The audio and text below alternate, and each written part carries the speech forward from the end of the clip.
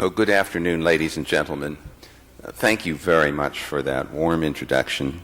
It's a special pleasure for me to be here in Korea representing Google and also to be on the same platform as my good friend, Professor Chon.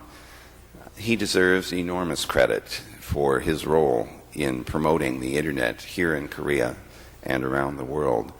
I find it amazing how our friendships can last over such a long period of time, and they are cemented together and maintained by the linkages that we have through the Internet. So Internet is not just a technical system linking computers together, but it's a medium that connects people to each other. Well, my task this afternoon is to give you a very quick idea of what's happening in the Internet and what we can foresee of its evolution. So let's start by just reminding you of the last 10 years of Internet evolution. 10 years ago, there were only 22.5 million servers on the network. These would have been machines that did email or web service or other kinds of applications. That number has increased to nearly 500 million, nearly 500 million in the intervening period. The number of users has gone up by over a factor of 20 in that same period of time.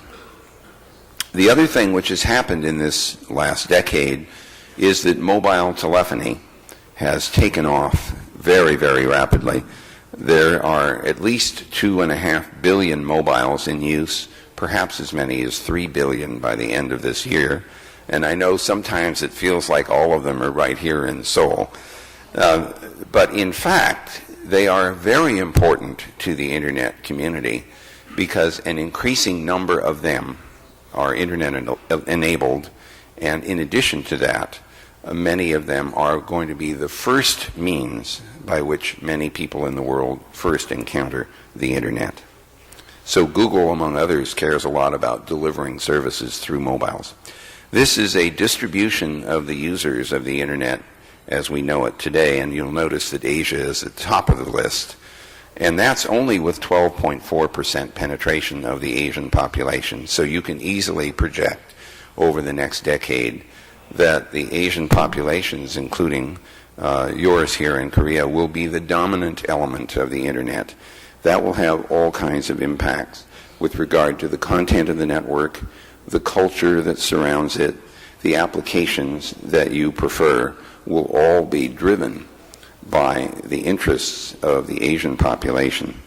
The rest of the world will increase its presence on the network as well, but forever in the future, the dominant presence will be in Asia.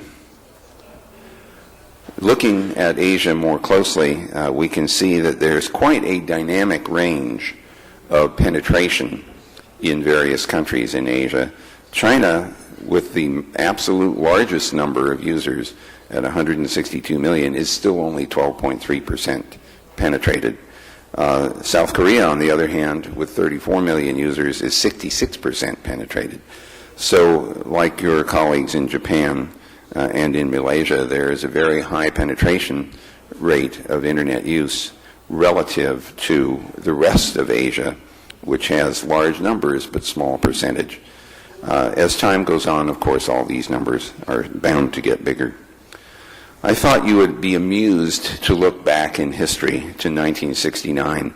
This was the predecessor to the Internet. It was called the ARPANET. It was named after the Defense Department agency, the Advanced Research Projects Agency, that designed and built the first wide area packet switch net. I was a graduate student at UCLA when Sean was there, and I programmed the Sigma 7 computer to connect to the first node of this ARPANET. That computer is in a museum today. Some people think I should be in the museum along with it.